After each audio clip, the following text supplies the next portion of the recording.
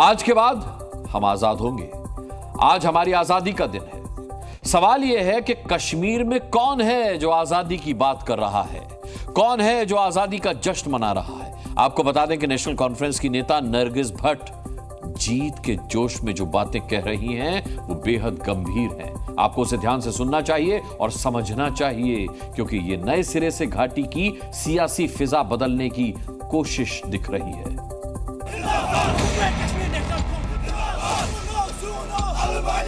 हमारे लिए independence day आज है, क्योंकि आज के बाद हम आजाद होंगे। हर जगह हिंदू, हिंदी और हिंदुइज्म, बस। नेशनल कॉन्फ्रेंस जम्मू कश्मीर चुनाव में जीत के जोश में ऐसे ऐसे बयान दे रही है जिससे एक बार फिर घाटी में सियासी माहौल गर्मा सकता है। घाटी का अब्दुल्ला परिवार जहां बार बार 370 को लेकर रटे रटाए बयान दे रहा है, तो वहीं उनकी पार्टी की कार्यकर्ता नरगिस भट्ट का बयान सुन आप समझ जाएंगे कि इनके मन में चल क्या रहा है। जब से मोदी जी की सरकार आई तब से तो हम दबे हुए ही हैं। हर जगह हिंदू, हिंदी और हिंदुइज्म, बस। हम तो कहीं पे भी नहीं थे, ना सिख ना मुस्लिम, बाकी हमारी कम्युनिटी तो कहीं थी ही नहीं। एक सवाल पूछूंगी जी। अभी उन्होंने कहा था कि अगर हमारी सरकार बनती है तो जम्मू का सीएम होगा, उसको आप किस तरह से देखते हैं? डोगरा सीएम तो हम उस तरह, चाहे एनसी का हो या कांग्रेस का हो, हम तहे दिल से वेलकम करेंगे, लेकिन बीजेपी को हम एक्सेप्ट नहीं करेंगे जम्मू कश्मीर में। इन्होंने आतंक मचाया हुआ है, इन्होंने गुंडा राज मचाया हुआ है, ये एक्सेप्टेबल नहीं है, ये एक्सेप्ट नहीं करेंगे हम। तो सुना आपने, नरगिस भट्ट को लगता है कि अब वो आजाद हो जाएंगे। सवाल है कि उन्हें किस बात की आजादी चाहिए, क्यों उन्हें लगता है कि उनका समाज दबाव में था। यही नहीं, नरगिस भट्ट किसी भी हाल में बीजेपी को कश्मीर में देखना नहीं चाहती। बीजेपी को हम एक्सेप्ट नहीं करेंगे जम्मू कश्मीर में। इन्होंने आतंक मचाया हुआ है, इन्होंने गुंडा राज मचाया हुआ है, ये एक्सेप्टेबल नहीं है। अब इन तस्वीरों को देखिए, ये कश्मीर में उस दौर की याद दिलाता है जब आए दिन देश विरोधी नारे लगते थे। पत्थरबाजों ने पूरी घाटी के माहौल को तनावपूर्ण बना दिया था।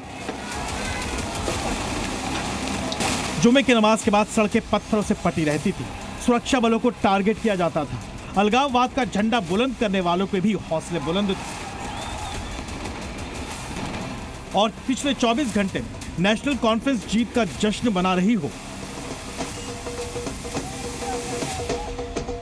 लेकिन एक बार फिर नरगिस भट्ट जैसे नेताओं की तीखी जुबान घाटी में नए दौर का आगाज दिख रही है। पिछले 24 घंटों में घाटी के अलग अलग नेता एक बार फिर बयानों के बम फोड़ रहे हैं। एलजी चला जाएगा, स्टेटहुड आएगा, नया गवर्नर मुझे उम्मीद है वो हमारे साथ मोहब्बत से और काम करेगा। हुकूमत बनने दीजिए, फिर हुकूमत को जो है कैबिनेट के जरिए एक रेजोल्यूशन पास करना चाहिए और फिर वो रेजोल्यूशन लेके दिल्ली जाके प्रधानमंत्री, गृह मंत्री, बाकी जो ऑनरेबल मिनिस्टर्स हैं उनसे मुलाकात करके जम्मू कश्मीर के लिए स्टेटहुड की बात करनी चाहिए। लगे हाथ असदुद्दीन ओवैसी ने भी कश्मीर की बदली सियासी हवा पर नया राग छेड़ दिया है। उमर अब्दुल्ला की कैबिनेट मीटिंग होगी तो एलजी का रिप्रेजेंटेटिव बैठेगा उसमें और वो बताएगा एलजी को कि इसको कबूल करे ना करे। अगर उमर अब्दुल्ला कैबिनेट के मिनिस्टर को दिल्ली जाने का है, दिल्ली जाने का भी है तो उसको एलजी से परमिशन लेके जाना पड़ेगा। एक प्यून को अपॉइंट नहीं कर सकता सीएम वहां का। उबाल खाती सियासत के साथ साथ कश्मीर में आतंकियों के हौसले फिर बुलंद दिखाई देते हैं।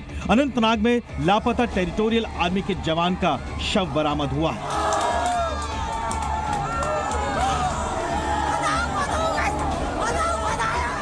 जबकि सर्च ऑपरेशन अब भी जारी है। सवाल है कि क्या नेताओं के भड़काऊ बयान कहीं कश्मीर की शांति के लिए काल न बन जाए। ब्यूरो रिपोर्ट, जी मीडिया। वहां जब सैलाब आता है तो कहते हैं जी न्यूज़।